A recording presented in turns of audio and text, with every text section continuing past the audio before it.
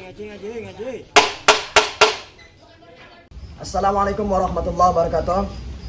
Alhamdulillahirabbil alamin. Allahumma shalli wa sallim wa barik alaihi wa ala alihi. Kepada pemirsa dimanapun Anda berada, mudah-mudahan selalu dilindungi oleh Allah dan senantiasa diberikan rahmat oleh Allah Subhanahu wa taala. Kita kembali lagi pada channel ini, yaitu channel Insaf Ikatan Santri Futuhiyah, di mana kita belajar sedikit demi sedikit untuk membuka dan membedah seperti apa sih proses daripada pembacaan kitab kuning dalam Arab Gundul. Dalam hal ini tentu kita sudah masuk dalam part yang 9. Mudah-mudahan pemirsa dimanapun Anda berada dapat mengikuti dengan baik dari part yang pertama sampai nanti praktikum di part yang ke-14. Kita semua mudah-mudahan di 7 jam trik membaca kitab kuning dalam waktu 7 jam ini, paling tidak kita bisa tahu dulu seperti apa sih harus harokatnya dan sebagainya seperti itu. Baik, oleh karena itu kita langsung mulai saja di part yang ke-9 ini. Yang perlu kita tahu bahwa ada namanya tanda-tanda besar. Jadi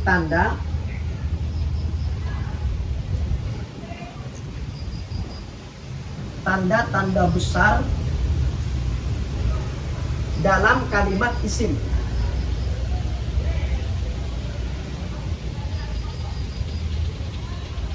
Dalam kalimat isim.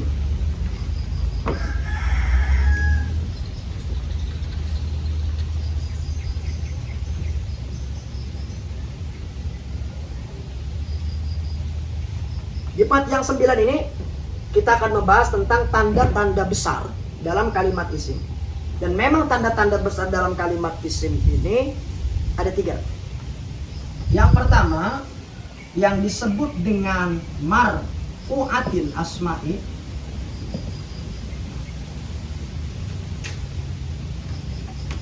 atau isim-isim yang dibaca rofa. Lalu yang kedua disebut dengan mangsubatil asma'i,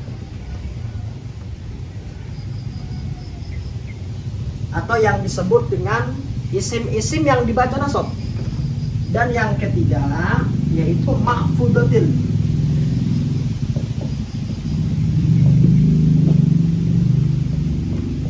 asma'i,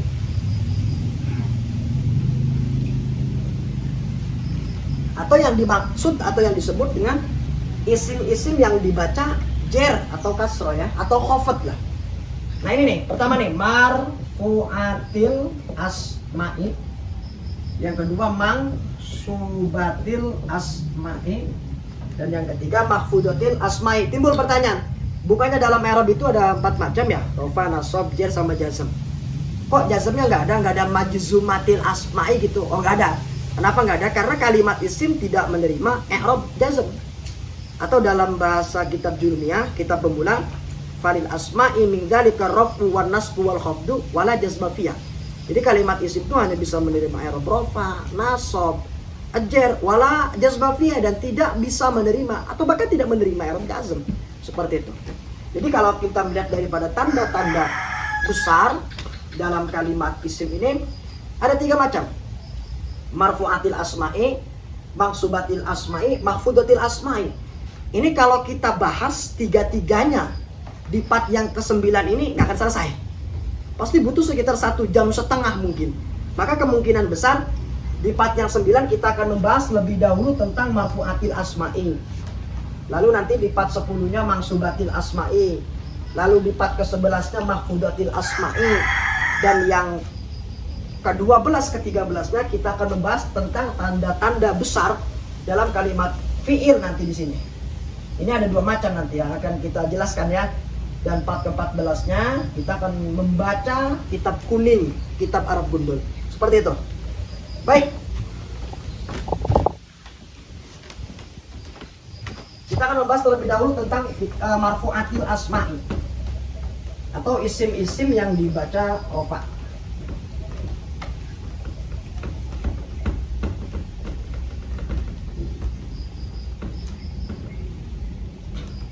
Oke, baik.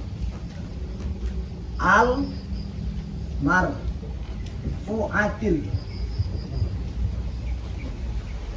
asma'i.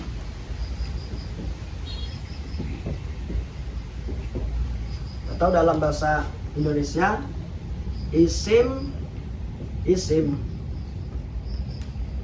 yang dibaca rofa.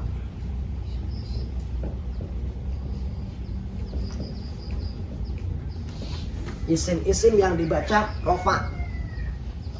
Sudah ditulis? Nah, ternyata yang perlu kita tahu, isim-isim yang dibaca rofa itu ada 7. Lumayan banyak. Ada 7. Kita mungkin bisa dibuat skema ya tentang tadi. Jadi seperti ini. Jadi isim-isim yang dibaca rofa, pertama fa'il.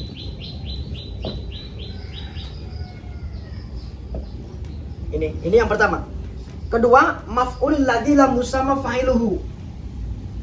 Atau yang biasa kita kenal naib fa'il. Atau nama kerennya naib fa'il. Ini pengganti daripada fa'il. Atau bahasa yang panjangnya yaitu maf'ul ladzi lam yusamma fa'iluhu, begitu. Selanjutnya adalah yang ketiga, mubtada dan khobar.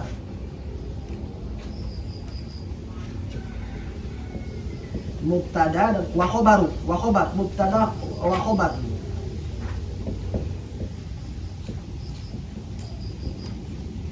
Ya, ini yang ketiga. Selanjutnya setelah itu baru yang keempat isim kana. Isim kana dan saudara-saudaranya. Berarti wa akhwatuha. Wa akhwatuha.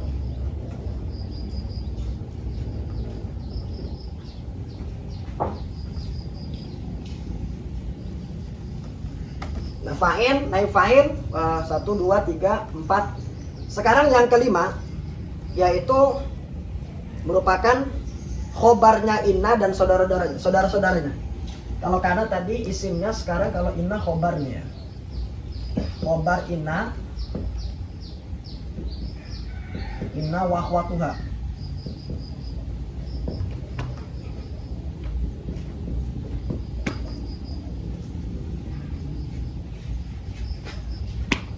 Satu, 2, 3, 4, 5. Terus selanjutnya isim tabi. Isim tabi ini bisa mengikuti daripada beberapa rofa. Jadi isim tabi ini bisa masuk dalam kategori ke-6 dan ke-7 sebenarnya. Jadi kalau kita mencari lebih detailnya memang agak sulit. Jadi isim tabi itu masuk dalam kategori 6 ke 7. Ini bisa ditulis di sini. Isim tabi.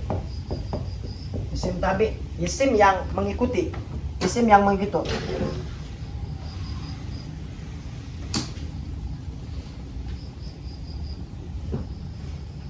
Isim tabi ini ada 4 macam. Ya, yang pertama itu na'at atau yang biasa kita kenal sifat. Ini sifat. Terus yang kedua ada atof dengan huruf-hurufnya. Lalu yang ketiga ada taukid sebagai penguat. Dan yang keempat penguat. Dan yang keempat itu badal. Badal atau yang bisa kita kenal yaitu pengganti. Oke. Bisa dilihat dan bisa ditulis terlebih dahulu biar nanti kita bisa mencontoh lebih detail sekali. Jadi kembali lagi bahwa al-marfu'atil asma'i, isim-isim yang dibaca rofa ini semuanya ada 7. Jadi pertama fa'il, kedua naib fa'il, ketiga mubtada khobar, keempat isim kana dan saudaranya, kelima itu khobarnya inna dan saudaranya, keenam dan ketujuh yaitu isim tabi yang ada 4 macam. Na'at, atof, taukid dan badal. Nah, dalam hal ini kita akan membahas yang pertama terlebih dahulu, yaitu tentang fa'il. Karena papan tulisnya kecil, jadi kita tidak menulis lanjut, jadi kita hapus sedikit demi sedikit. Sudah dicatat? Kalau memang belum dicatat bisa di stop ya.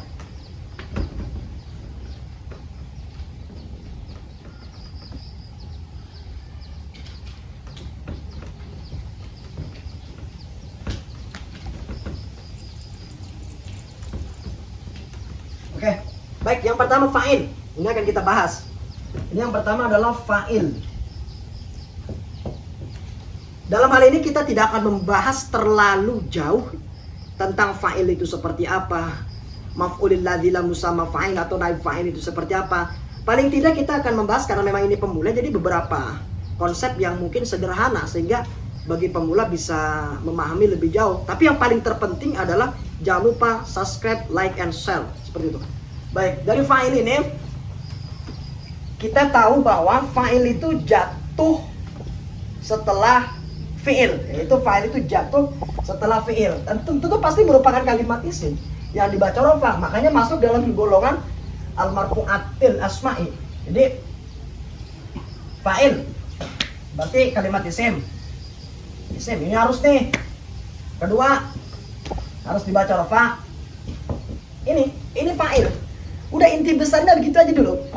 Jadi nggak usah terlalu mendefinisikan atau mentarifkan al-ismul marfu'ul madhkuru qablahu fi'luhu misalkan. Nggak usah lah. Jadi kalimat fa'il itu merupakan kalimat isim yang dibaca rafa dalam definisinya kan. Kalimat isim yang dibaca rafa jatuh setelah fa'il, begitu kan. Tapi intinya daripada ta'rif fa'il al-ismul marfu'ul qablahu fi'luhu, jadi intinya fa'il itu kalimat isim terus dibaca rafa jatuh setelah fi'il. Ini nih jatuh setelah fi'il. Jadi contoh, kita ambil contoh seperti lafaz nasoro.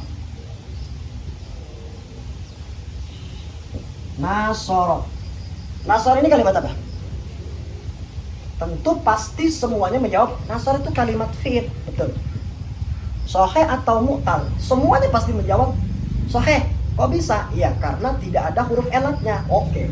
Kalau ada huruf elatnya, maka kalimat itu merupakan fi'il mu'tal. Tapi karena nasoro ini tidak ada huruf elat, berarti ini merupakan fi'il yang sahih atau fi'il yang salim, bukan fi'il mu'tal atau ghairu salim. Nah, setelah nasoro, kalau kita mau masuk ke dalam penyebutan jumlah fi'liyah, berarti tinggal ditambahkan saja nasoro zaidun. Apa sih artinya? Sudah menolong zaidun siapa Zaid. Fa'ilnya mana? Fa'ilnya berarti lafaz zaidun. Kok bisa zaidun jadi fa'il? Karena dia jatuh setelah nasoro. Kenapa nasoro? Karena nasoro ini merupakan kalimat fi'il. Artinya fa'il itu jatuh setelah kalimat fi'il. Maka zaidun jatuh setelah nasoro, berarti zaidun ini merupakan kalimat sebagai fa'il. Yang pasti zaidun merupakan kalimat isim. Kok iso? Karena ada tanwinnya. Dan yang pasti zaidun itu fa'ilnya nasor harus dibaca rofa. Rofanya berupa apa? Dhammatun dohiratun. Dhammatun dohiratun. Jadi begitu mudah. Tinggal nanti kita mengukur bagian-bagian yang lain. Seperti ja'a zaidun, doroba amrun, doroba bakrun, doroba Yusuf. Oh nggak bisa, kalau doroba Yusuf tetap bukan merupakan isim mufrad. Itu sulit dideteksi. Jadi kalau nama Yusuf memang agak sulit untuk dideteksi. Dia lakob bukan juga termasuk dari pokoknya sulit lah. Tapi tadi itu kita tidak membahas Yusuf karena memang tidak penting ya dalam kehidupan bernegara ini. Oke. Baik, selanjutnya setelah fa'il yang kedua yaitu maf'ulil ladzi lam yusamma fa'iluhu. Jadi maf'ulil ladzi lam yusamma fa'iluhu itu naib fa'il. Seperti lafaz duriba. Maaf. Kita tulis dulu. Naib fa'ilnya. Naib fa'il.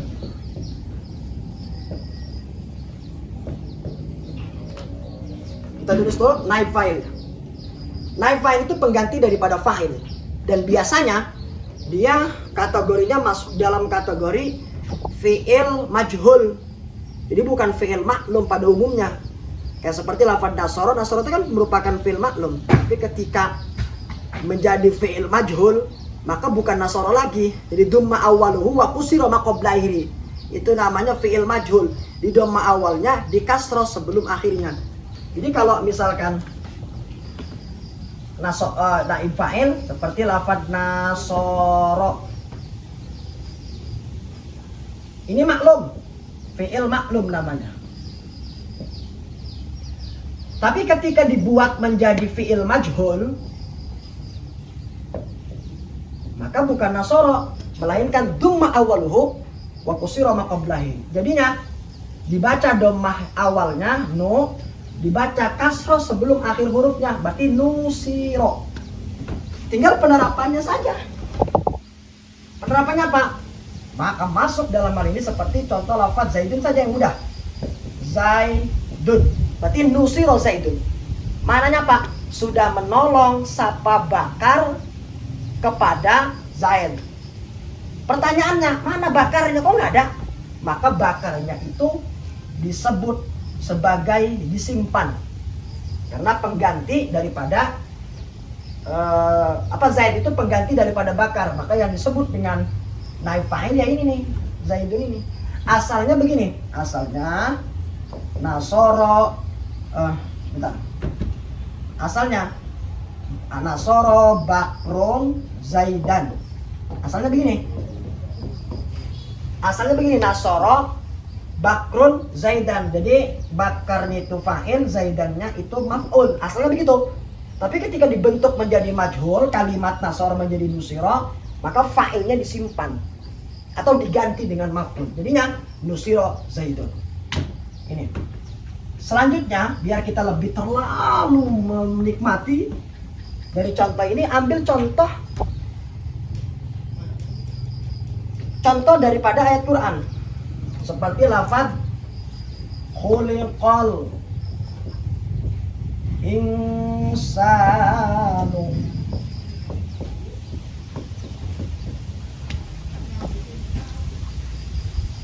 Seperti lafaz khuliqal insan.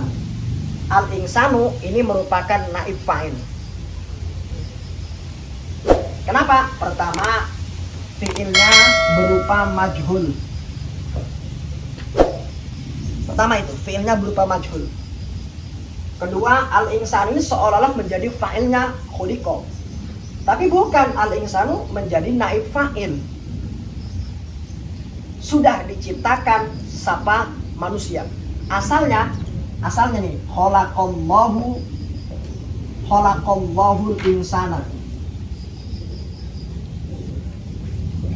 Khalaqallahu insana. Asalnya ini sudah menciptakan siapa Allah al-insana kepada manusia. Asalnya, cuma lafaz Allah ini disimpan lalu diganti fa'ilnya kepada maf'ul. Maka Allahnya dihilangkan, harokat maf'ul fathahnya diganti menjadi seolah-olah seperti dhammah fa'il. Jadinya khuliqal insanu. Seperti itu. Itu yang fa'ilnya, yang naib fa'il. Sudah dipahami?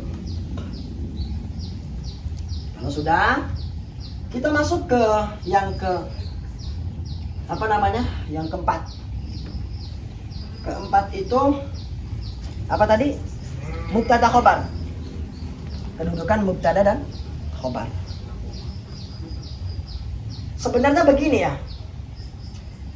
Dalam satu pendapat lain, kan tadi kalau kita hitung al-marfu'atil asma itu kan cuman ada 6 ya. Padahal sebutan yang pertamanya ada 7. Satu kil mengatakan bahwa yang 6 dan 7 itu isim tabi, 4 golongan. Satu kil lain mengatakan bahwa mubtada khobar. Jadi makanya 6 7-nya di mubtada khobar. Berarti jelas fa'il, naib fa'il, isimnya kana, ya, terus khobarnya inna, terus isim tabi yang ada 4, terus mubtada khobar. Ke-6 mubtada, ke-5, ke-7 khobar. Jadi satu kil, silakan ikhtilaf para ulama, mangga saja. Karena pasti setiap pendapat para ulama ya seperti itu. Nah, Yang ketiga dan keempat, oke lah. Yang keempat dan kelima tadi. Ketiga dan keempat, mubtada wa khobar. Nah, berarti ketiga dan keempat nih, khobar, mubtada dan khobar. Pertama, mubtada itu pasti yang merupakan adalah amil ibtida. Amil ibtida ini bangsa sama'i, tidak terlihat, atau bangsa maknawi, ya, itu amil ibtida. Jadi seperti lafaz Zaidun. Nah, pertanyaannya Zaidun ini kan dibaca lafaz tuh doma dohir. Yang merupakan Zaidun doma dohir ini siapa? Itu amil ibtida. Lalu yang kedua ada khobar, seperti lafaz qaimun, pasti disambungkan kepada lafaz Zaidun. Nah, pertanyaannya, kalau khobar itu disandarkan al-musnadu bil mubtada, disandarkan kepada mubtada. Kalau mubtadanya itu dibaca rofa, maka khobarnya harus dibaca rofa. Kalau khobarnya itu doma dohir, maka khobarnya, kalau mubtadanya itu doma dohir, maka khobarnya harus doma dohir. Atau yang disebut bahasa lain, bahwa mubtada dan khobar itu kita kenal dengan jumlah ismiyah. Bisa dipahami? Bisa, oke.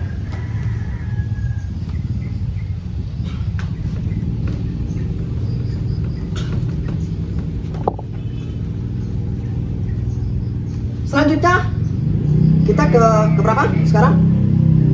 Kelima ya. Kelima tadi ketiga dan keempat. Sekarang kelima, yaitu isimnya kana dan saudara-saudaranya. Kita nggak perlu lah kana, sora, baka dan sebagainya. Tinggal bisa dilihat saja di sini. Saudara-saudaranya kana ada di sini di bawah. Tuh, sudah ada. Silakan. Jadi kana itu kan ngamalnya tarfaul isma. No. Pertama dulu kita tulis dulu kana wa akhwatuha.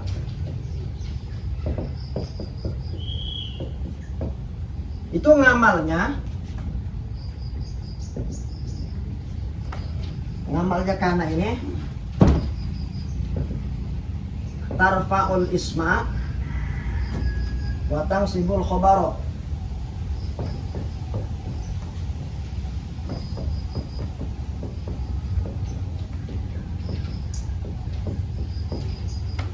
Merafakan kepada isim, menasobkan kepada khobar. Itu ngamalnya kana. Tapi yang dimaksud daripada kana ini karena masuk dalam kategori marfu'atil asma'i, maka ngambil ke tarfaul ismanya. Seperti lafaz begini. Contohnya, kana Zaidun qa'iman. Kana Zaidun qa'iman. Zaidun ini kan jadi isimnya kana, tentu harus dibaca rofa dengan amilnya seperti itu. Qa'iman ini kan jadi khobarnya kana, harus dibaca nasab sesuai dengan amilnya. Tapi yang masuk dalam kategori marfu'atil asma'i yaitu isimnya saja, isim kana.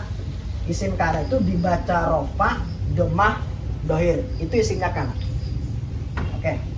Selanjutnya, setelah isimnya kana, yang keenam yaitu khobarnya inna wa akhwatuha. Khobar inna wa akhwatuha. Khobarnya inna ini, inna itu bisa ngamal. Ngamalnya itu tangsibul isma, ya, wa tarfa'ul khobaro. Kebalikan daripada ngamalnya kana. Tangsibul isma wa tarfa'ul khobaro. Jadi menasobkan kepada isim, merofakan kepada khobar. Itu ngamalnya inna. Wa akhwatuha, saudara-saudaranya. Bisa dilihat di bawah ini, saudara-saudaranya inna siapa saja. Jadi pertama inna. Inna itu yang seperti kita tahu, seperti lafaz contoh inna Zaidan Inna Zaidan qaimun.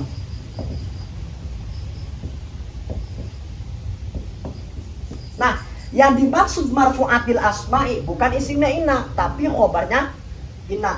Sesungguhnya Zaid qaimun itu orang yang berdiri. Yang dimaksud daripada khobarnya inna ini masuk dalam rangka marfu'atil asma'i. Dibaca domah dohir, dibaca rofa, sebab menjadi khobarnya inna. Seperti itu. Dan yang terakhir, yang ketujuh daripada marfu'atil asma'i, yaitu isim tabi.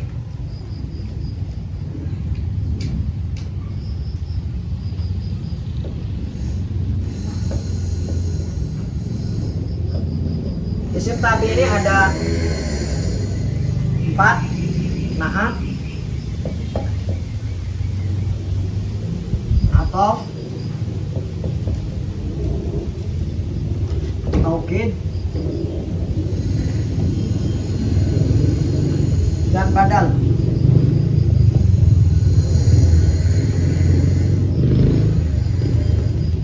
Tapi yang dimaksud daripada si naatnya, atofnya, taukidnya, badalnya hanya tingkah rofanya saja, masuk dalam rangka kategori marfu'atil asma'i. Seperti itu. Seperti kalau naat ja'a Zaidunil fadilu, ja'a Zaidun al fadilu. Sudah datang siapa Zaid al fadilu, orang yang berakal, orang yang utama. Atau ja'a Zaidunil akilu, udah aja kita ganti deh biar lebih mengerti. Ja'a Zaidunil akilu, sudah datang siapa Zaid al-akilu, orang yang berakal. Nah, yang dimaksud daripada naat isim tabi masuk dalam kategori marfu'atil asma'i, sifatnya, naatnya nih al-akilnya. Berarti al-akil itu merupakan kalimat isim marfu' al-asma'i, dibaca rofa marfu'ati, jadinya al-akilu. Loh, bagaimana isimnya dengan apa? Dengan al, bukan dengan tanwin. Tapi naatnya dalam naatnya dalam rofa itu dengan al dan dibaca domah sebagai isim yang dibaca rofa. Ja'a Zaidunil akil. Begitu. Kita nggak perlu membahas terlalu jauh ya, naat itu seperti apa. Nah, nggak usah, karena kita masih pemula. Jadi paling tidak mungkin kita membahas ini dulu biar kita mengerti bahwa yang namanya naat itu menunjukkan, memberikan pemahaman lebih dalam. Kalau cuma ja'a Zaidun, sudah datang, Zaid sudah datang. Tapi kalau dibilang Zaid sudah datang, berakal, berarti Zaid itu bukan orang gila. Oh, ternyata dia orang yang waras misalnya. Seperti itu. Terus ada lagi atof dengan huruf-hurufnya ya, seperti lafaz ja di sini. Seperti lafaz ja'a Zaidun wa amrun. Wa am Zaidun ya. Yang dimaksud atofnya. Kenapa amrun itu merupakan marfu'atil asma'i dalam tingkah rofaknya? Karena dia ada huruf atof. Huruf atof pasti maktuf kepada kalimat sebelumnya. Nah, makanya amrun itu dibaca rofa domah dohir mengikut dari lafaz Zaidun sebagai maktuf alaih. Wawunya ini waw atof begitu. Nanti bisa dilihat di bawah ini huruf-huruf atofnya begitu. Terus taukid. Nah, taukid itu kan maknanya menguatkan ya. Seperti contohnya ja'a Zaidun nafsuhu. Ja'a Zaidun nafsuhu. Nah, ini taukid ini yang dimaksud adalah nafsuhunya. Nafsu ini sebagai taukid dalam marfu'atil asma'i. Kenapa? Karena dia menunjukkan rofa dengan domahnya, kalimat isimnya dengan idofah. Nafsu mudaf, hu mabni domah, mahal jar mudaf ilaih. Seperti itu. Makanya Zaidun nafsuhu. Terus yang terakhir yang akan kita bahas pada pertemuan yang ke-9 ini yaitu badal. Nah, badal ini sebagai pengganti seperti lafaz ja'a Zaidun akhuka. Tapi begini saudara, kan begini, kalau taukid itu kan maknanya menguatkan. Kita sebentar potong dulu. Yang untuk ja'a Zaidun nafsu ya di taukid. Ini kan nafsu ini kan taukid menunjukkan marfu'atil asma'i, menjelaskan Zaidun. Kalau cuma lafaz ja'a Zaidun, Zaid datang. Tapi ketika ada nafsunya, Zaid datang. Siapa yang datang? Oh, ternyata Zaidnya sendiri. Gitu, bukan utusannya, bukan apanya, tapi dirinya sendiri gitu. Makanya dikuatkan dengan nafsu. Lalu kalau badal itu sebagai pengganti. Jadi yang dimaksud daripada badal akhukanya, bukan Zaidunnya. Nah, akhuka juga sama, merupakan marfu'atil asma'i dalam isim tabi', tapi tingkah rofahnya itu bukan dengan dhamma dohir, tapi dengan idhofah. Akhu mudhaf kaf profita bab di fathah mahal jar mudhaf ilaih. Ini yang akhuka.